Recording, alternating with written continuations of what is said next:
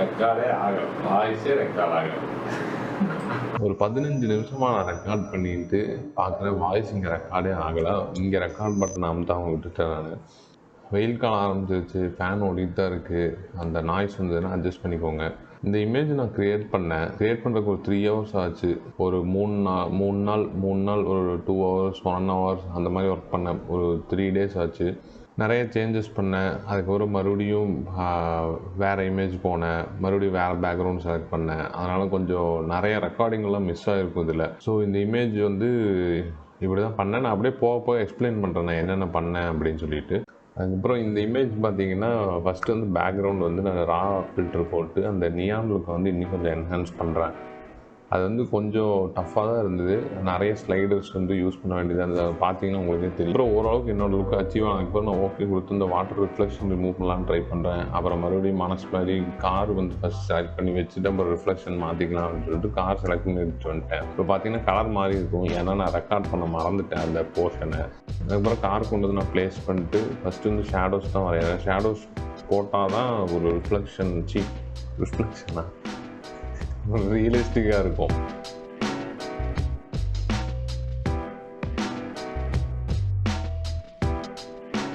அதுக்கப்புறம் காரோட பாடியிலையும் நான் ஷேடோஸ் ட்ரா பண்ணுறேன். எதுக்குன்னா லெஃப்ட்லேருந்து லைட் வருது, நம்ம அதனால் ரைட் சைடு வந்து கொஞ்சம் டார்க்கன் பண்ணிக்கலாம். அதுக்கப்புறம் இப்போ ரிஃப்ளெக்ஷன்ஸ்லாம் ரிமூவ் பண்ணுறேன். அது ரொம்ப நேரம் பண்ணியிருக்கேன். ஏன் இவ்வளோ நேரம் நான் பண்ணேன்னு எனக்கே தெரில. அதை அப்படியே விட்டுருங்க.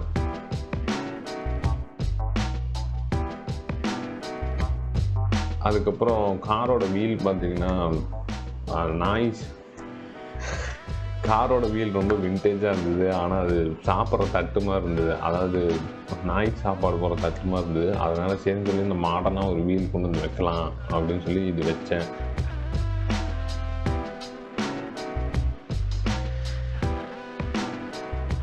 பெர்ஸ்பெக்டிவ் வாக்கெல்லாம் பண்ணி அந்த பொசிஷனில் வச்சுட்டு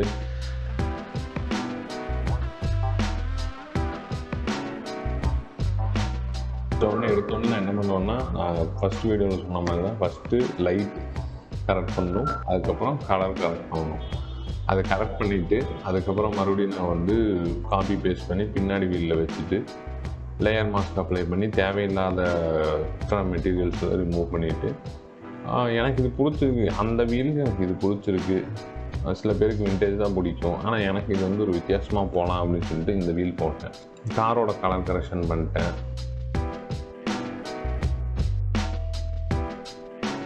அதுக்கப்புறம் இந்த விண்ட்ஷீல்டை மட்டும் தனியாக நான் செலக்ட் பண்ணி எடுத்து இன்னொரு லேயரில் போட்டு அது அந்த ட்ரீயோட ரிஃப்ளெக்ஷன்லாம் இருக்குது அதில். அதை வந்து நான் க்ளோன் ஸ்டாம்ப் டூல் வச்சு பண்ணி அந்த ரிஃப்ளெக்ஷன்ஸ் எல்லாம் ரிமூவ் பண்ணிடுறேன்.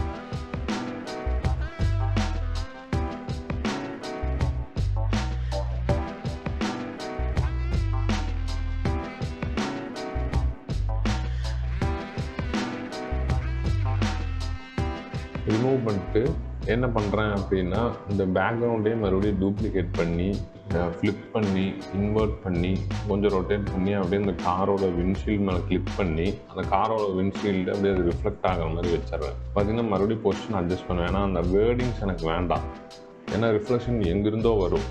அப்போ வேர்டிங்ஸ் அங்கேருந்து இங்கே வர மாதிரி தான் நான் ரியலிஸ்டிக்காக இருக்காது. அதனால் மறுபடியும் மாற்றிட்டே இருப்பேன். அதுக்கப்புறம் கொஞ்சம் டிரான்ஸ்பரன்சி ஆட் பண்ணுற மாதிரி ஆட் பண்ணி பிளெண்டிங் மோடில் யூஸ் பண்ணி அது ஒரு ஓரளவுக்கு ஓகேவான ஒரு ரிஃப்ளெக்ஷன் ஜென்ரேட் பண்ணிடுவேன். அதுக்கப்புறம் கார் கலர் சாட்டிஸ்ஃபைடாக இல்லை பிளாக் கலர் மறுபடியும் கலர் மாற்றுவேன். அப்போ தான் இந்த சூப்பரான இந்த மெரூன் கலர் எனக்கு கிடைக்காச்சு. அதுக்கப்புறம் இந்த பின்னாடி இந்த சைன் போர்டெலாம் வந்து இந்த ரேடியோ சிட்டி இருந்தது, எனக்கு அது பிடிக்கல. அப்புறம் எனக்கு க்ரியேட்டிவாக என்ன பண்ணுறதுன்னு தெரியல, அதனால் என் பேரையே போட்டேன் நான் அங்கே. இதே மாதிரி எல்லா போர்டுக்கும் நான் இதே மாதிரி எல்லா போர்டும் நான் மாற்றிடுறேன்.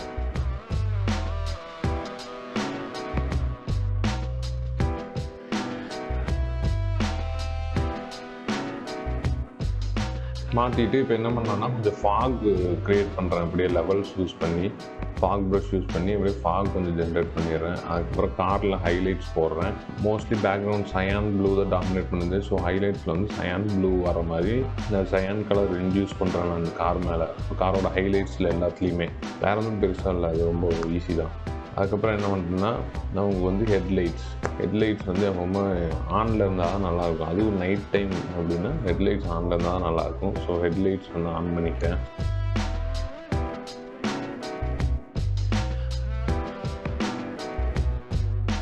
ஹெட்லைட் ஆன் ஆச்சுன்னா ஆப்வியஸாக அந்த ஃப்ரண்ட் போர்ஷன் ஆஃப் கார் பூராமே எக்ஸ்போசர் அதிகமாக இருக்கும். அதனால் ஃப்ரண்ட் போர்ஷன் பூரா ஹைலைட்ஸு எக்ஸ்போசர்லாம் அட்ஜஸ்ட் பண்ணிட்டு அதுக்கப்புறம் அதோட கலரையும் நான் லைட்டோட கலருக்காக மாற்றுறேன். அதுக்கப்புறம் பேக்ரவுண்ட்லேயும் அந்த இடத்துல லைட் வரும்போது எக்ஸ்போசர் கொஞ்சம் அதிகமாகும். அந்த எக்ஸ்போசரை அட்ஜஸ்ட் பண்ணுறேன். அதுக்கப்புறம் ஓவரால் ஒரு க்ளோயிங் லுக் கொடுப்பேன். அதுக்கப்புறம் காரோட ரிஃப்ளெக்ஷன், காரை பூரா இன்வெர்ட் பண்ணி பெர்ஸ்பெக்டிவ் ஆப் யூஸ் பண்ணி கரெக்டாக அந்த ரிஃப்ளெக்ஷன் ஓரளவுக்கு ஒரு ரியலிஸ்டிக்காக நம்ம பண்ணுற மாதிரி பண்ணிவிட்டு பிளாக் மாஸ்க் போட்டுட்டு அப்புறம் எந்த இடத்துல மட்டும் வேணுமோ அந்த இடத்துல மட்டும் ரிஃப்ளெக்ஷன் நான் க்ரியேட் பண்ணிட்டு இந்த ரிஃப்ளெக்ஷனில் பார்த்திங்கன்னா லைட் நமக்கு தெரியாது. லைட் தெரிஞ்சதுன்னா இன்னும் கொஞ்சம் காம்ப்ளிகேட்டடாக இருந்திருக்கும். அதுக்கப்புறம் ஆப்வியஸாக நம்ம டேஞ்சர் லைட் இல்லை, டெயில் லேம்போட ரிஃப்ளெக்ஷன் ரோட்டில் தெரியணும் அப்படிங்கிறதுக்காக அது போட்டேன்.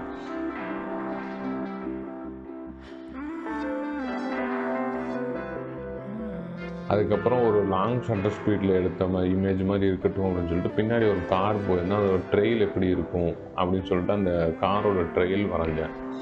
அது நான் என்ன சொல்கிறேன்னு புரியலன்னா ஒரு இமேஜ் நான் போடுறேன், அது பார்த்துங்க. அந்த மாதிரி தான் அது வரைஞ்சோடனே ஒரு நல்ல லுக் கொடுத்துச்சு, எனக்கு ரொம்ப பிடிச்சிருந்தது. அதுக்கப்புறம் எல்லாத்தையும் முடிச்சதுக்கப்புறம் கேமரா ஃபில்ட்ரு போட்டு கொஞ்சம் கிளாரிட்டியெல்லாம் அட்ஜஸ்ட் பண்ணுறேன். கிளாரிட்டி வந்து தயவுசெய்து இந்த மாதிரி பண்ணாதீங்க. இன்ஸ்டாகிராமில் நான் பார்க்குற ஃபோட்டோஸ் எல்லாமே கிளாரிட்டி ஃபுல்லாக 100 தள்ளியிருப்பானுங்களான் இருக்குது. அது ஃபஸ்ட் டைம் பார்க்கும்போது நல்லாயிருக்கும், பட் ஆனால் நீங்கள் பார்க்க அது நல்லா இருக்காது. அதனால் கிளாரிட்டி வந்து இந்த மாதிரி பண்ணாதீங்க, தயவுசெய்து பண்ணாதீங்க. அதுக்கப்புறம் மறுபடியும் பேக்ரவுண்டில் கொஞ்சம் பிளர் ஆட் பண்ணுறேன். பிளர் ஆட் பண்ணிவிட்டு அதுக்கப்புறம் அவ்வளோதான். அடுத்த வீடியோலேயே வந்து நான் நல்ல டியூட்டோரியலோட வரேன்.